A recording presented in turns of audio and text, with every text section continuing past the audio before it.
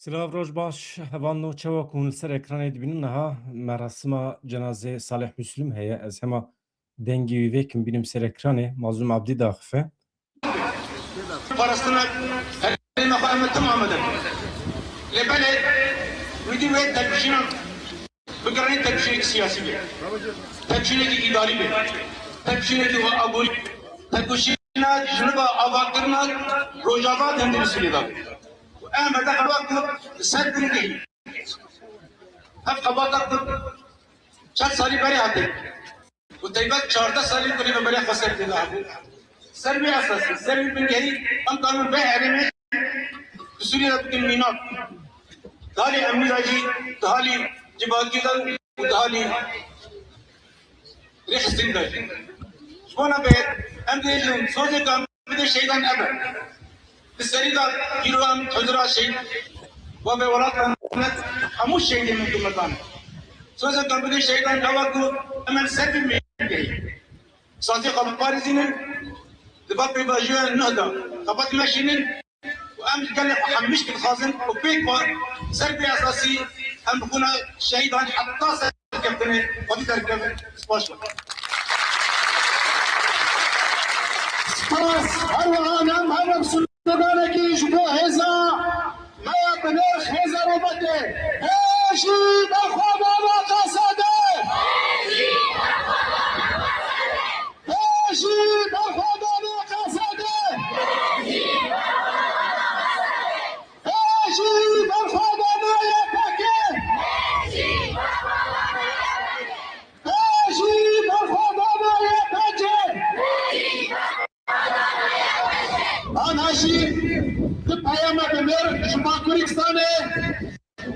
سازیا منفعت شهید باکوری کردستان و هر وها هیا بتایی که نشیدش باکوری کردستان قبل آراس حسه و یمن شرابو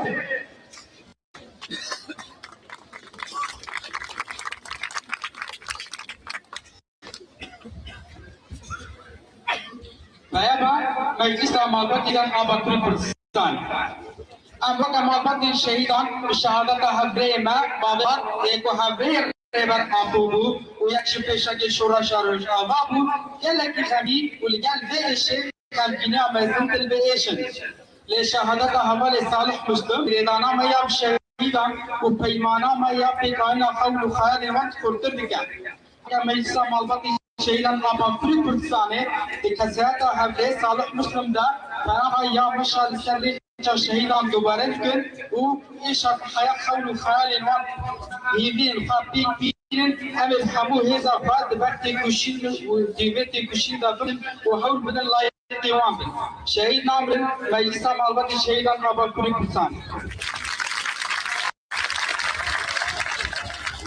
Kayama meclisa dahi kiştiye ya bakuri kurdistani. Hevan meseleye ve anha merasima cenazê Salih Müslüm heye li Kubanî didome heyetên Bakurê Kurdistanê du hatin wê dirê tevlî bûn ji xwe fermandar Mazlum Abdî jî axaftinekê kir ew jî bi tevê heyeta xwe hatin tevlî bûn gelek fermandarên Qesedê li niha li wê dirê amedene di nava bernameyê de em ê agahiyên dawî hebin em ê ji we re pêşkêş bikin merasima rakirina cenazeyê Salih Müslüm ji xwe vê sibê dest pê kir girseyekê mezin gel bi tevî şandeyên Kurdî ber bi goristana şehîd Dîcle ve Keterê şandeyên ji Bakurê Kurdistanê ji Başûrê Kurdistanê fermandarê giştiyê Qesedê Mazlum Abdî şandeyên ji partî kom saziyên siyasî civakî yên herêmên Cezîrê tevlî merasima oxirkirina cenazê bûn bi hezaran kes tevlî bûn ji xwe aniha li ser ekranê hûn bawekê zindî dibînin me ji Ronahî TV wergirtiye Hiroji em bavê welat oğir dikin xatirê dawiye li hemanî serokê serokan serok rapo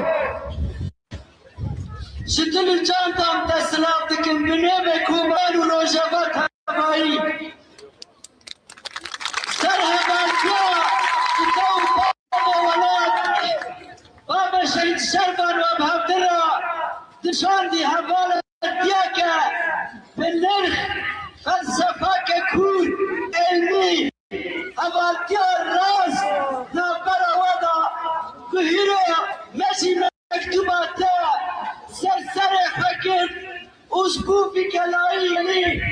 جبو نرخ شهيدان جبو كروان شهيدان تبعي نتن جبو بابي ولا از خازم كان نقطة بيجم اگر كان جبو دهني عاجز ببو ام رحنا تاينا ويددن نكو ام ناخذ بكروان شهيدان بابي ولا توغر بكم ليه حوالي بابي ولا شاندايا باكل إصرار كرن وخاصة البو جنازة حوالي بابي ولاد حاضر بن تخاصة دهنش حاضر بن ليه تجبنا ليش واضح بناكر جبو بيا كي تلفنا كرن تيما دستي تيو بابي شي Ev dîmenê ku anha û ser ekranê dibînin hevanla ji ber baranê ji ber lehiyê konên koçberê Serêkaniyê dibin avê de mane. Yani tam rezalet, rewşekî rezîl e em di nav dane. Ew jî niha konên koçberên li kampên Serêkaniyê û Waxûkanê dibin avê de mane bi temamî. Karmendên Şaredariyê, Komîteyên Xizmetgûzariyê alîkariya koçberan dikin. Koçberên li kampên Serêkaniyê û Waxûkanê yên bajarê Hesekê ji ber barana dijwar ku roja şemiyê dest pê kir heta îro jî berdewam dike. Şert û mercên mirovî yên dijwar aniha li wê derê heye. Planiya konan dibin avê de mane. Bi dehan kon hilweşiyane. Kelûpelên tê de jî bi temamî dibin avê de mane. Karmendên Şaredariyê tişta ji destî wan tê dikin. Komîteyên Xizmetgûzariyê hene alîkariya koçberan dikin. Wekî din hewl didin hinekî wan mezemê wan eşiyê wan ji konan derbixin. Niha tişta ku vê derê de mirov dikare bibêje însanên me çima ew qasa ketine rewşekê perîşan. Zarokê me çima di vî halî dane. Kî bû sebeb dewleta Tirkiye. Ev însanên me ku aniha mecbûr mane di van konan da dijîn ji ber terorîzma dewleta Tirkiye ku li Serêkaniyê pêkanî însanên me mecbûr man koçber bibin. Bifikirin hûn dewlemendin 100 sal li wê derê dijîn. Weşxwara xebat kiriye, mal û milkekî aniye berhev, weşxwara tiştekî daniye, zar û zêçê we heye, malbatê we heye, ji nişkeva dewleta hov tê dikeve wê derê hemî hildiweşîne, desteser dike, dest datîne ser mal û milkê we û ji wê derê we derdixe. Hûn diçin dikevin kampan. Heyetê ji sıfrê ve, ji binê sıfrê ve hûn didin dest pê kirin. û ew dewlet îddia dike ku dewleta Kurdan e. Tiştekî wisa tune ye. Ev însanên me heta ku di vî rewşê de bin bi dewleta Tirkiye re nemimkün e em li hev werin. Dewleta Tirkiye bi darê zorê dest datîne ser mal û milkê me û me jî mehkûmê vê jiyana rezîl û riswa dike. Yani em vê rewşê protesto dikin, red dikin. Ji Kurdan re pergalekî lazim e. Ji Kurdan re serxwebûn lazim e. Ji Kurdan re dewletekî lazim e. Garantiya navnetewî lazim e. Kurd bi vî şeklî nabin. Em bûne pêlîstokê destê dijmin, em bûne pêlîstokê destê dewleta Tirkiye bi me dilîzin. Çawa ku pisîk bi mişt dilîze, dewleta Tirkiye wisa bi me dilîze. Yani êdî em nikarin vê rewşê tehemûl bikin, nikarin em ragirin û heta vê derê. Serêkaniyê divê acîlen azad be, însanên me vegere ser vê derê û dewleta Tirkiye jî were mehkûm kirin di qeda navnetewî de ji ber dagirkeriyê, ji ber kuştina însanan, ji ber komkujiyê xwe dewleta Tirkiye heta mehkûm nebe, milletê Kurd divê bi vî dewleta hov ya faşîst ra li hev ne. Mesele ne tenê hikûmete jî. Dewlet xwedî mantiqeke qirker e. Ji bo ku bi dewleta, ji bo ku bi Kurdan re li hev were, divê em şertê xwe dayînin, di qeda navnetewî de were mehkeme kirin, gaza kîmyewî bikaranîn li Serêkaniyê. Bi vî şeklî nabe. Dewleta Tirkiye nabe dewleta Kurdan bi vî halê xwe. Heta ku tazmînatê nede Kurdan, heta ku zerara Kurdan lê venegerîne. Em vê rewşê red dikin hevan.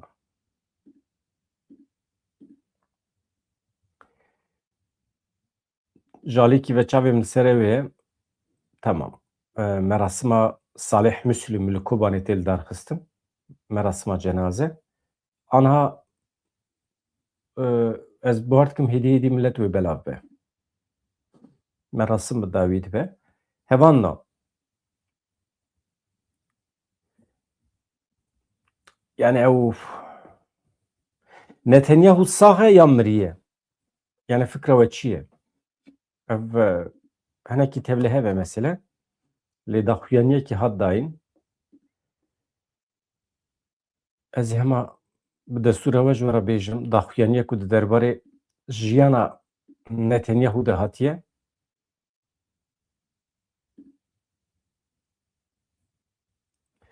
Ofîsa Serokwezîrê İsraîlê Benyamin Netanyahu îddiayên di derbarê suîqasta li hemberî wî de bi tundî red kirin. Netanyahu dibêje saxe rewşa wî jî baş e. Di medya civakî de dihate îdia kirin ku Îranê suîqast li hember Netanyahu pêkaniye. Li ser van îddiayan îdia ji ku dirêtin ji ber ku ev bi rojan e Netanyahu derneketiye pêşberî kamereyan beyanat nedaye ku rêwî jî li ser medyê civakî tiştekî parve nekiriye. Civînên kabîneya hikûmetê çêdibin a ewlekariyê Netanyahu tê de cih nagire. Ev hemî îşaretê wê yekê ne ku Netanyahu ne li dunyayê hatiye kuştin. Li gorî medya civakî rewş wisa ye. Lê Ofîsa Serokwezîrê İsraîlê Benyamin Netanyahu yani ofîsa wî bixwe vê îddiayê red dike. Diyar dike ku îddiayên bi vî rengî yani Netanyahu rastî suîqasî hatiye evana hemî nûçeyên bêbenge hene ev nûçeyên sexte ne rewşa Serokwezîrê me vê gavê baş e.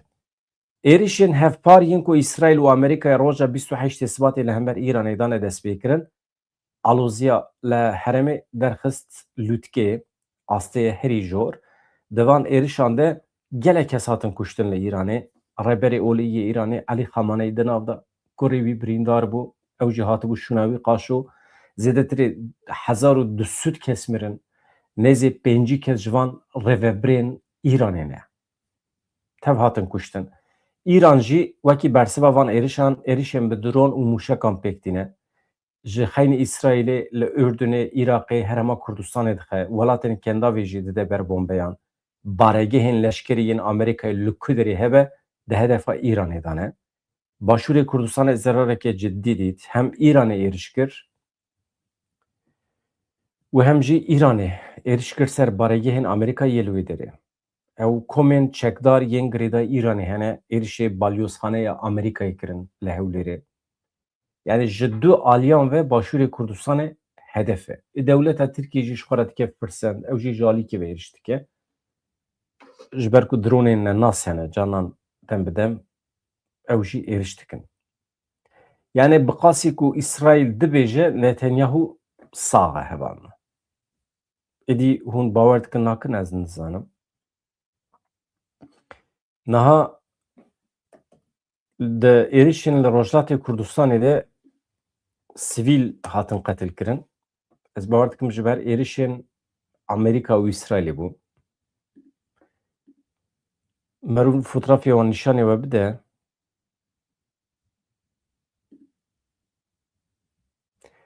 Dîmenên bi êşin hevan na. Binirin, binêrin. Dayîk bi tevî kurê xwe ez hema dîmenê wan bînim ser ekranê bila bikeve arşîva.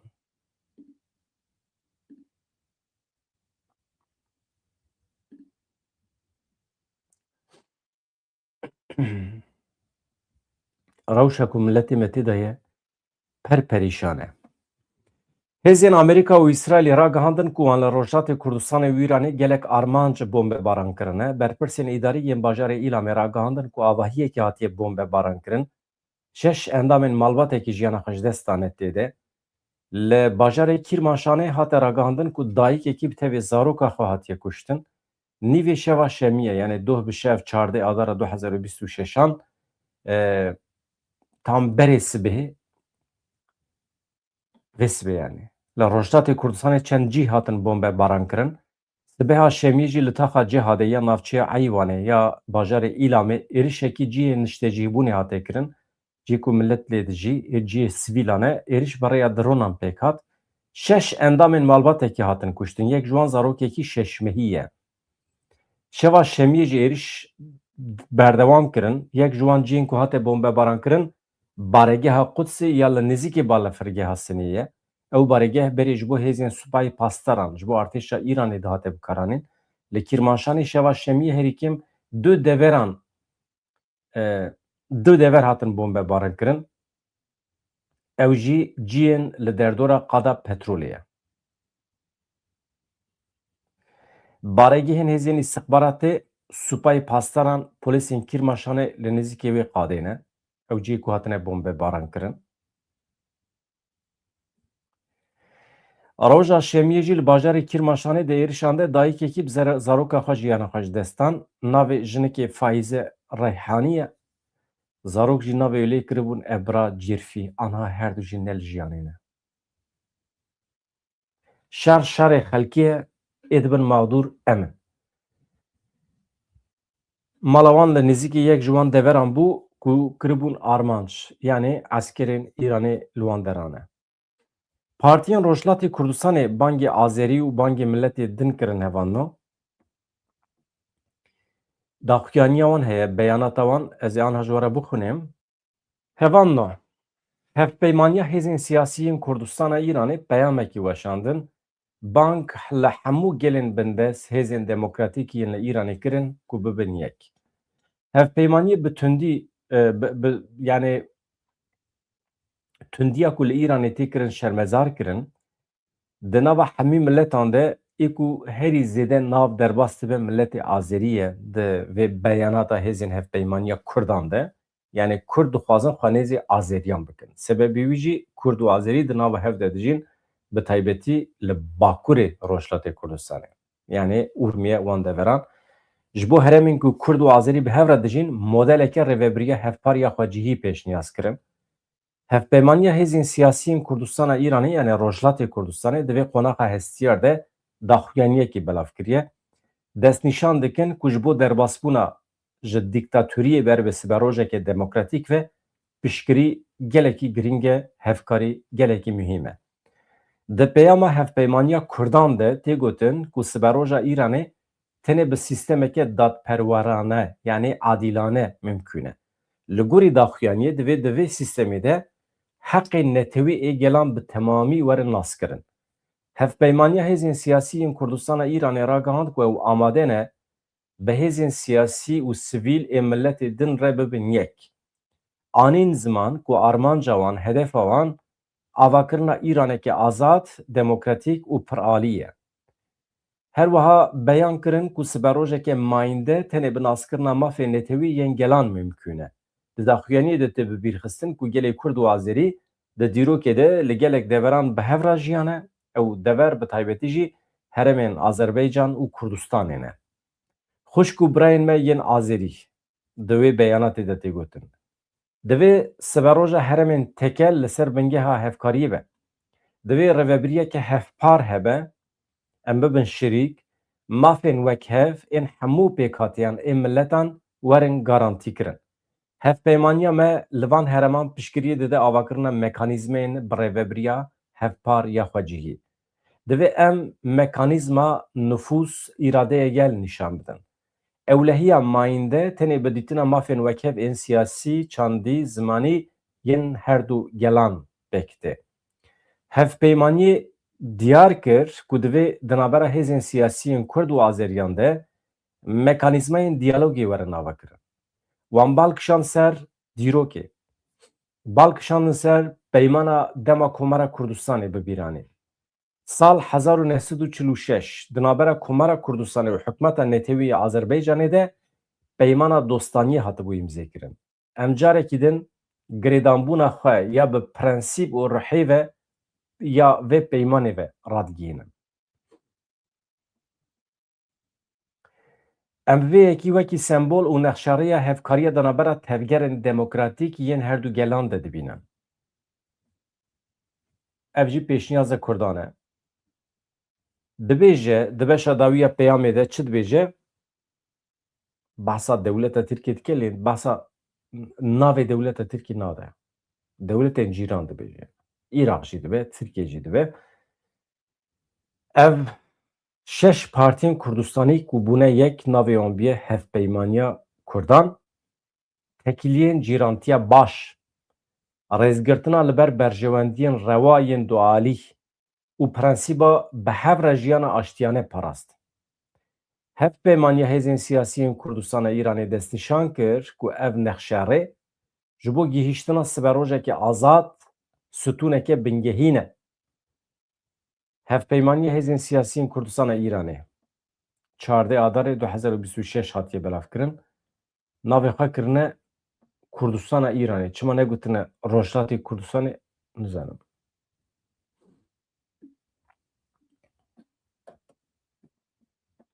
Ew jî wisa ye evan. Niha balyozxaneya Amerîkayê li Îraqê bang li millet dike ku dibe derkevin. Ji ku derkevin ji Îraqê. Îraq dikare bibe hedef. Beriya niha Amerîkayê hemalatiyê xwe yê li Bakurê Kurdistanê jî şiyar kiribûn ku ji wê derê derkevin. Ev îşareta wê yekê ku hem Îraq hem Bakurê Kurdistanê wê daxilê nava şer bibin. Şer û pevçûn wê were heta wê derê jî. Ez bi xwe ne tenê ez jî milletê Kurd hemî li bendê ne ku dewleta Tirkiye ji binî ve hilweşe. Tu derdê Kurdan ku dewleta Tirkiye biparêzin ji van êrişa divê tune be. Dewleta Tirkiye heta hin neweşe. Kîjan hêzên cîhanî lê dixe bila lêxe. Dewleta Tirkiye divê ser û bin bibe. Pergaleke nû were ava kirin. Eger jiyaneke bi hev re ya Kurd û Tirkan hebe jî divê li ser jiyaneke nû ava bibe. Ne bi vî şiklê.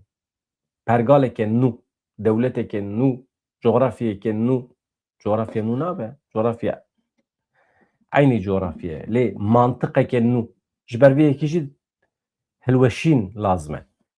Kurd heqê Kurda tune ye dewleta Tirkiye biparêzin ji van êrişan. Heqê Kurdan tune ye dewleta Tirkiye bihêz bikin, şiyar bikin. Dewleta Tirkiye qet şiyar nekin. Çi felaket heye bila were serê dewleta Tirkiye. Em Bakurê Kurdistanê biparêzin. Bi ekonomiyekê alternatîf, bi parlamentoyekê alternatîf, bi pergalekê alternatîf weke Rêveberiya Xweser ya Rojavayê Kurdistanê me çawa pêkanî, me tecrübeyên wê derê çawa ku bi dest xistine em wê dikarin li Bakurê Kurdistanê di pratîkê de pêk bînin. Dewleta Tirkiye wextê ket nava şer divê em xwe wekî herem biparêzin. Em nikarin biçin müdafaa bikevin xizmeta parastina Tirkan. Hem ji aliyê istixbaratî, hem ji aliyê eskerî ve hem ji aliyê siyasî ve. Na. Ev dewlet mehkumê hilweşandinê ye me wekî Kurdan çi ji destê me hat me kir ji bo Tirkan û ji bo Tirkiye. Êdî bes e. Yani dîmenên serê kaniyê bînin ber çavê xwe. Milletê me ê serê kaniyê ê Efrînê çawa ku koçber bûne aniha mehkumê kampan bûne baranê jî lê xistiye. Perperîşan û rewşeke rezîl û riswa dane. Dewletek me Kurdan mehkumê vê rewşê bike müsteheqê hilweşînê ye. Ew qas. Bi hustekî axa me nehîştin bê bombarduman. Balyozxaneya Amerîkayê ya Bexdayê ragihand ku milîsên terorîst yê nêzîkê Îranê li seranserê Îraq û Herêma Kurdistanê êrişê welatî û armancên Amerîkayê kirine. Balyozxaneyê ji welatiyên xwe xwest ku niha ji Îraqê derkevin. Li Bexdayê daxuyaniyekê belav kirine. Balyozxaneyê ji ber metirsiya berdewam û ya mûşek dronan li asîmanê Îraqê ji welatiyên xwe xwest hewl nedin herin balyozxaneya li Bexdayê. Yan jî neçin konsolosxaneya li Hewlêrê. Xwe ji wan deveran dûr bigirin. Dibêjin Îran û milîsên wê ji bo ewlikariya giştî, binêsaziya enerjiyê, navendên dîplomatîk bûne metirsiyekê ciddî. Di daxuyaniyê de şiyarî hate dayîn ku welatiyên Amerîkî yên li Îraqê bi metirsiya revandin û armanjkirinê re rûbirû dimînin. Dibe ku werin revandin jî. Balyozxaneya Amerîkayê di derbarê vegera welatiyan ji bo Amerîkayê de jî got em hazir in alîkariya wan welatiyan bikin yê ku dixwazin Îraqê biterîkinin derbasî Amerîkayê bibin. Li ser rewşa ewlehiyê ya Îraqê jî beyan kirin ku milîs rê li ber quweta rayedarên Îraqê digire da ku nikaribin bersiva rewşên awarte bidin. Ev daxuyaniya balyozxaneyê piştî wê yekê hat ku berê sibê bi rêya dronan êrişê balyozxaneyê hatibû kirin li Bexdayê û li Hewlêrê jî. Niha ev girava Xarkê ne? Girava Xarkê heye. Amerîka dibêje kengê bixwazim ji bo kêfa xwe ve jî ez ê êrişê giravên li Hurmuzê bikim. Giravên Hurmuzê ew tengava Hurmuzê heye cî ku keştî derbas dibin, petrol dibin, sotemenî derbas dikin. İranê beriya niha gotibû dewletên dost dikarin ji wê derê re ji wê bi wê yani di wê derê re derbas bibin, lê welatên dijmin nikarin. Niha hin dewlet hene dikevin navberê ji bo ku bikaribin vî şerê bidin rawestandin, ji bo bikaribin çareseriyekê aştiyane dostane bibînin di navbera Amerîka, İsraîl û İranê de. Rewş çi ye hevano? İranê jî şertê xwe eşkere kir. Beriya du sê rojan jî me gotibû. Yani İran dibêje ez hazirim li hev werim. Lê şertê min hene.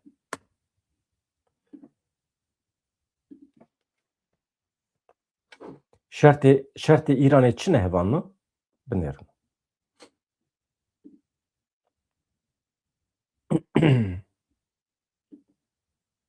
Ez hema bînim ser ekranê pêşî. Şertên İranê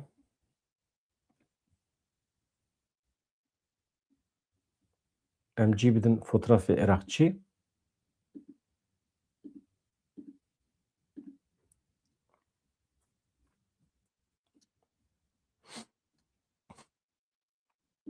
Paşî jî em ê vegerin kobanê ka rewş çi ye? Niha Wezîrê Karê Derve yê İranê Abbas Iraqçî got rewşa navxweyî ya welatê wan aram e. Hala binêrin. Li îddiayê binêrin.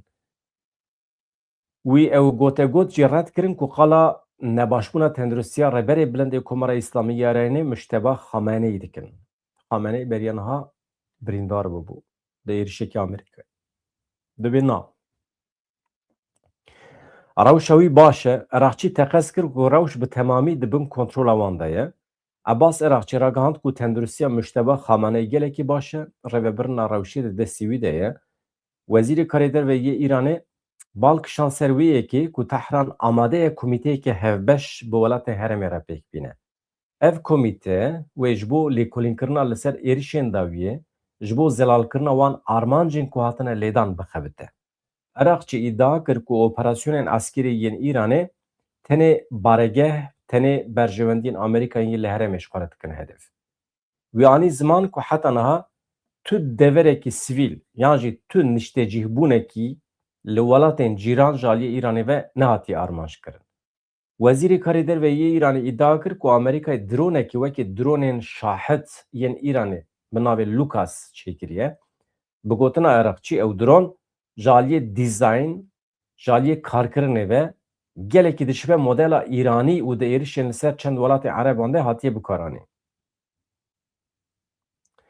Iraqçî her wiha beyan kir dibe ku İsraîlê êrişê hinek armancê sivîl ên welatê Ereb kiribe.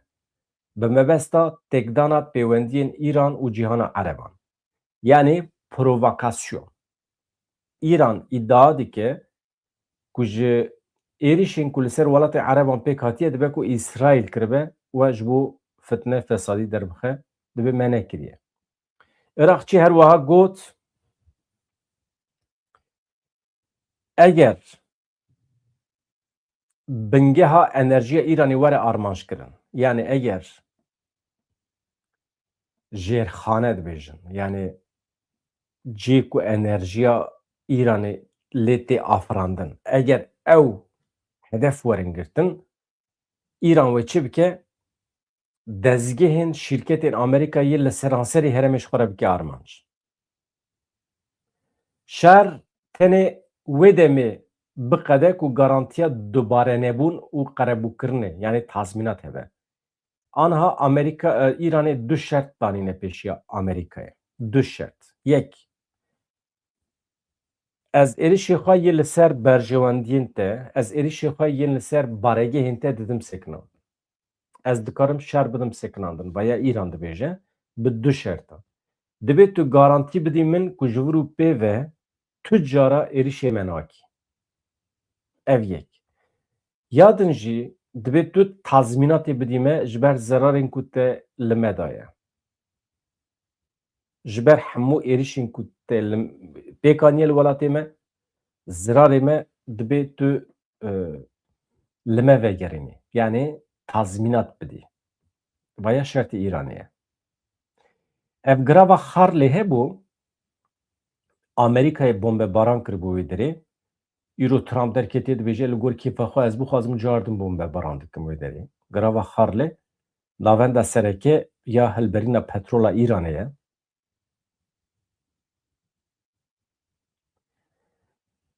Ew jî Abbas Erakçî rewşa navxweyiya Îranê wekî aram pênasê kir. Çiqas rast tê nizanim.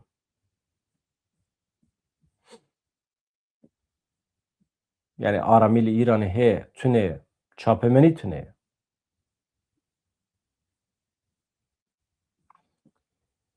Hevan li girava Xargê not hedefên leşkerî hatin tunekirin.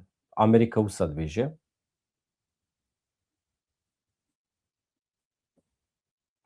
Ev jî rewşa dawî ye. Niha ez vegerim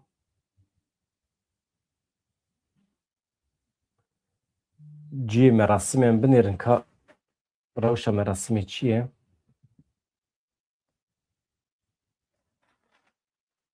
Bernameya Newrozê heye li Başûr, li Rojava biborin. Em ê paşê ji we re eşkere bikin ya bernameya Newrozê hîn pir maye. Îro 15 heye, 21 heye kengê 6 rojê din. Yani ji nihava xwe hazir dikin, bila xwe hazir bikin.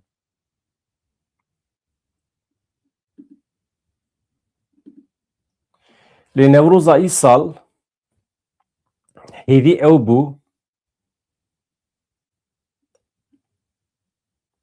ew bû ku hemû partî, sazî, dezgeh, hemî Kurd li her derê ciyanê Newrozan bi hev re pîroz bikin. Yani her partî li gorî xwe neçe salonekî kirê neke, neçe meydanekî ji xwe re eyer neke, Newroza xwe li wê derê pîroz neke. Newroz cejna netewî a Kurdan e, sembola yeketiyê ye. Eger Newroz ji sembola yeketiyê yani yekbûna Kurdan derxin, ji bo armancên siyasî yên partiyan were bikaranîn ne baş e. Xizmetê ji Kurdan re nake. Hevando di saetên pêş me de em ê bültenên nû amade bikin. Ez vê gavê xatir ji we dixwazim hevando min peyamê we jî nenerî, we çi nivîsiye, we çi gotiye, we çi negotiye. Yani hêviya xwe biparêzin hevando, baweriya xwe biparêzin û sedî sed bawer bikin ku pêdiviya Kurdan bi dewleta Kurdistanê heye. Çi dibe bila bibe. Daxwazê xwe di jor da bigirin. Tu tiştekî me ji milletê Tirk kêmtir tune ye. Tu heqê me jî tune ye. Em barê xwe, rêvebirina xwe bixestûyê dewletên cîran. Heqê me tune ye. Heqê me tune ye em xwe bikin bar bidin ser pişta Îraqiyan û bidin ser pişta Îraniyan. Heqê me tune ye em xwe bikin bar, em xwe bikin problem bixin ber derê Tirka. Êdî bese Tirk bila xwe bi rêve bibin em xwe ez vêya tim dubare dikim heta her roj divê mirov dubare bike. Heqê me tune ye em wezîfeyên xwe bidin ser pişta cîranên xwe Tirkan. Ji ber vê em dibê wezîfa xwe bi xwe bi rêve bibin. Bi xatirê we silav rêz sevanla.